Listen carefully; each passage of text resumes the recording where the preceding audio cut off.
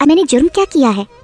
اچھا تو ابھی تو نے ہمارا بگاڑا ہی کچھ نہیں، الو کے پٹھے ہماری عزت کا جنازہ نکال دیا ہے، گاؤں میں ہمیں ذلیل و رسوا کر دیا ہے، سارے گاؤں میں ہماری بہن کا معاشقہ مشہور ہو گیا، کہیں منہ دکھانے کے ہم قابل نہیں رہے، اور تو ہے کہ آگے سے پوچھتا ہے کہ ہمارا کیا بگاڑا ہے؟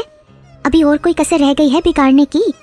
معافی مانگنے کے بجائے آگے سے زبان چلاتا ہے، بکواس کرتا ہے۔ یہ باتیں ماہم کے بھائی ماجد کے ساتھ کر رہے تھے، جسے گزشتہ روز انہوں نے ایک جاسوس گڈریے کی مدد سے کالج سے واپسی پر راستے میں ٹھکائی کی غرض سے روک لیا تھا۔ ہوا تو کچھ بھی نہیں تھا، خوام خواہ قیدو نے بات کو بڑھا چڑھا کر ماہم کے بھائیوں کو بتائی تھی، جسے سن کر وہ آپے سے باہر ہو گئے تھے اور ماجد کی طبیعت درست کرنے کے لیے اسے ڈھونڈ رہے تھے۔ بات دراصل یہ تھی کہ گزشتہ روز ماجد اور ماہم کالج سے واپسی پر پیدل ہی گاؤں کی طرف چل پڑے۔ راستے میں وہ ایک برگد کے گھنے درخت کے نیچے چند گھڑیاں آرام کی غرض سے بیٹھ گئے۔ راستہ چونکہ سنسان تھا، اس لیے موقع کو غنیمت جانتے ہی اپنے اپنے دل میں بچپن سے انگڑائیاں لیتے جذبات سے ایک دوسرے کو مطلع کرنا چاہا۔ ان کے دل میں کون سا چور تھا جو وہ چھپ کر بیٹھتے؟ ان کی محبت پاک اور سچی تھی، اس لیے بے خوف و خطر وہ عہد و پیمان کی خاطر بیٹھ گئے۔ بزرگوں سے سنتے آئے ہیں کہ دیواروں کے بھی کان ہوتے ہیں، مگر یہاں تو کوئی دیوار ہی نہیں تھی، زمین پر گھاس، سر پر گھنا برگد، تو ماہم کے گھر یہ باتیں پہنچی کس طرح؟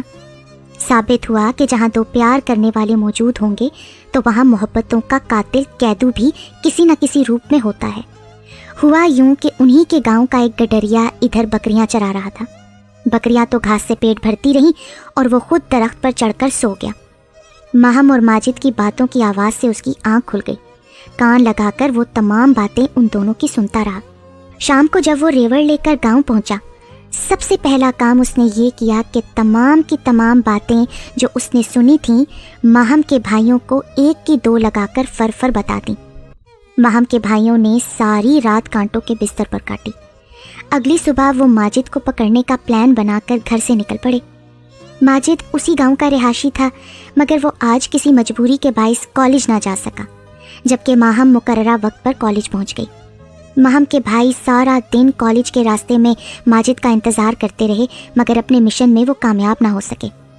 گڈریے کو جاسوسی کے لیے معقول معاوضہ دیا گیا۔ وہ ماجد کی تمام حرکات و سکنات نوٹ کر کے ماہم کے بھائیوں کو اطلاع کرتا تھا۔ پھر ایک دن موقع پاتے ہی ماجد کو گھیر لیا گیا اور مار مار کے اسے قریب المرگ چھوڑ کر وہ رفو چکر ہو گئے۔ یہ تو آپ کو بتا چکی ہوں کہ راستہ سنسان تھا، کبھی کبھار کوئی راہگیر گزرتا تھا۔ شام کے قریب چند راہگیروں کی نظر ماجد پر پڑی، جو اس کو اٹھا کر قریبی ہسپتال لے گئے۔ ڈاکٹروں نے فوراً اس کے زخم صاف کیے، ٹریٹمنٹ کی، متعلقہ پولیس کو اطلاع بھجوائی۔ ماجد کے آئی ڈی کارڈ سے اس کے گھر کا پتہ لیا گیا اور وہاں بھی اطلاع کر دی گئی۔ 3 دن متواتر بے ہوش رہنے کے بعد ماجد نے آنکھیں کھولیں تو اس کے والدین نے سکھ کا سانس لیا، شکرانے کے نفل پڑے گئے، نیاز بانٹی گئی، صدقات اتارے گئے۔ زیادہ خون بہہ جانے کی وجہ سے ماجد میں ابھی بولنے کی سکت نہیں تھی۔ ماہم کے ساتھ ساتھ ماجد کے تمام کلاس فیلوز بھی پریشان تھے کہ اس کے ساتھ ایسا کیا ہوا اور کس نے کیا۔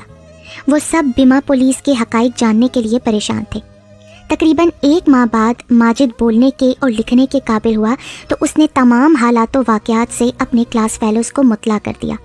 پولیس نے تو اس واقعے کو محض ایک حادثہ قرار دیتے ہوئے پرچہ درج کرنے سے انکار کر دیا تھا۔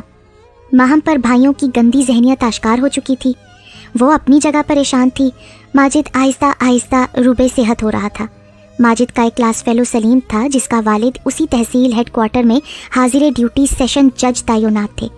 سلیم نے ماجد کے ساتھ ہونے والی تمام زیادتی کا اور پولیس کی رپورٹ درج کرنے سے انکار تک کی باتیں تمام اپنے باپ کو گوش گزار کر دیں۔ قانون فوراً حرکت میں آ گیا۔ اگلے دن پولیس ماجد کا بیان لینے اس کے ہاں پہنچ گئی۔ بیان لینے کے بعد ماہم کے بھائیوں کو گرفتار کر کے حوالات پہنچا دیا گیا۔ پہلی پیشی پر ماہم، ماجد کے گاؤں کے چند معزز لوگ، ماجد کے کلاس فیلوز بھی عدالت پہنچ گئے۔ کیس قدرتی طور پر سلیم کے والد کی عدالت میں ریفر کیا گیا تھا۔ فیصلہ ماہم کے ہاتھوں میں تھا، اس نے بتانا تھا کہ کیا ہوا تھا، کون سا ان کی عزت پر ہاتھ پڑا تھا۔ ماہم نے عدالت میں بتایا، ماجد اور ہم سب ایک ہی گاؤں کے رہائشی ہیں، بچپن سے کالج تک ہم دونوں اکٹھے ہی پڑھتے آ رہے ہیں، کبھی کوئی ایسی ویسی بات نہیں ہوئی، یہ سب میرے بزرگ اس بات پر گواہ ہیں، اور نہ ہی ہم نے کوئی غلط حرکت کی جس سے ہمارے دونوں خاندانوں کی رسوائی ہوتی۔ ہم دونوں کے دلوں میں محبت کی ایک کونپل پھوٹی تھی جو اب ایک تناور درخت کا روپ دھار چکی ہے۔ آج سے 2 ماہ قبل ہمیں کالج سے واپسی پر تنہائی کا موقع میسر آ گیا۔ راستے میں ہم نے ایک سایہ دار درخت کے نیچے بیٹھ کر ساتھ جینے مرنے کی قسمیں کھائیں۔ نہ اس نے مجھے چھوا اور نہ ہی میری طرف سے کوئی اخلاق سے گری ہوئی حرکت ہوئی جس سے ہماری رسوائی ہوتی اور ہماری پاکیزہ محبت پر کوئی داغ لگتا۔ میرے بھائیوں نے خواہ خواہ بات کا بتنگڑ بنا کر ماجد کو موت کے منہ میں پہنچایا۔ یہ تو میرے خدا کی مہربانی جس نے اسے دوبارہ زندگی بخشی۔ جج صاحب، ایک دن تو مجھے پرائے گھر میں جانا ہے۔ کون سا میرے بھائیوں نے مجھے گھر پر بٹھا کر رکھنا ہے؟ اگر میں نے بالغ ہوتے ہوئے اپنا ساتھی چن لیا ہے تو کون سی برائی کی؟ ویسے آپ سارے معززین گاؤں سے بھی ماجد کے کردار کے متعلق پوچھ سکتے ہیں۔ اس طرح کا لائق شریف لڑکا ہمارے پورے گاؤں میں نہیں، تو میں کون سا اس کے ساتھ نکل گئی تھی؟ ہم کہیں بھاگ گئے تھے جس سے میرے بھائیوں کی ناک کٹ گئی کیا؟ ماجد کا قصور صرف اتنا ہے کہ وہ ہمارا ہم پلہ نہیں ہے، حالانکہ وہ بھی تھوڑی بہت زمین کا مالک ہے۔ میں آج اس بھری عدالت میں معززین گاؤں، اپنے بھائیوں اور ماجد کے والدین کے علاوہ اپنے تمام کلاس فیلوز کے روبرو باہوش و حواس اس بات کا سچے دل سے اقرار کرتی ہوں کہ بالغ ہونے کے ناطے سے ابھی اور اسی وقت ماجد کے ساتھ سب کے سامنے نکاح پڑھنا چاہتی ہوں، تاکہ آپ اور ان سب لوگوں کی موجودگی میں ماجد کی بیوی بن کر اس کے ساتھ اس کے گھر جاؤں۔ میرے بھائیوں نے ماجد کے ساتھ جو بھی کچھ کیا ہے، قانون کے مطابق ان کو سزا ملنی چاہیے، تاکہ کوئی بھی کسی کے ساتھ بلا سوچے سمجھے زیادتی نہ کرے۔ ماہم کے فیصلے کے سامنے سب حیران رہ گئے۔ کورٹ سے اجازت ملنے پر نکاح خواہ کا بندوبست کیا گیا۔ ماجد کے والدین نے مٹھائی منگوائی۔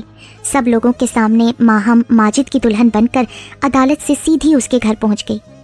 آج ماشاءاللہ ماہم اور ماجد کی محبت کی پاداش میں 4 خوبصورت بچے جنم لے چکے ہیں۔ ماہم کے والدین کبھی کبھار اپنی بیٹی کو ملنے آ جاتے ہیں، جبکہ ماجد کے وقوع سے لے کر آج تک ماہم نے اپنے والدین کے گھر قدم نہیں رکھا۔ دونوں کی زندگی کی گاڑی ہنسی خوشی اپنی منزل کی طرف رواں دواں ہے۔ دونوں ایک دوسرے کا بہت خیال رکھتے ہیں۔ ان کی پاکیزہ داستانی محبت علاقے بھر کے لیے ایک مثال بن گئی ہے۔